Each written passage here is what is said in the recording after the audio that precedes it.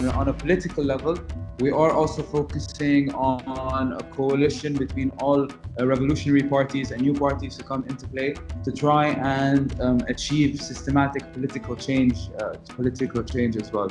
So, it's very important that while we're taking care of the humanitarian aspect, the political aspect is moving in parallel. Because, if we don't take care of this political aspect, sometime next year can destroy it all over again.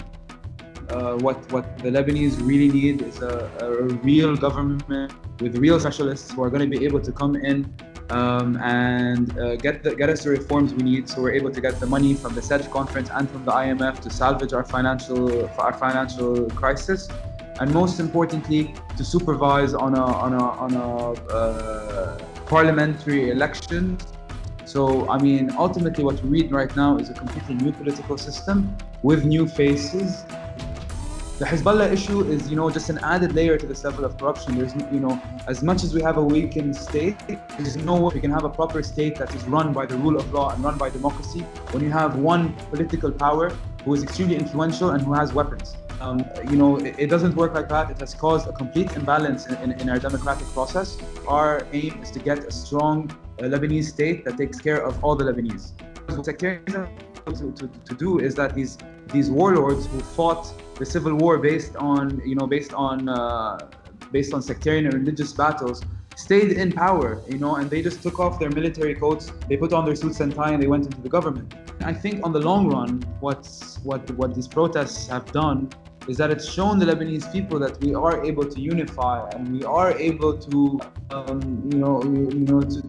deal with our issues. The second thing that I think is extremely important from these protests, even though we haven't really been able to achieve real political change, and that's the biggest challenge of our protests right now, is that every single Lebanese household is now talking about issues in Lebanon.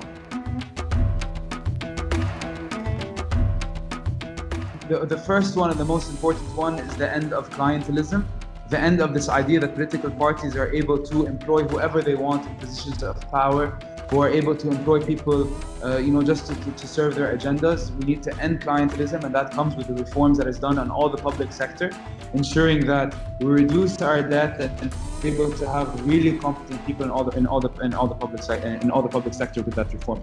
The second thing after that is to allow us to have an independent judiciary.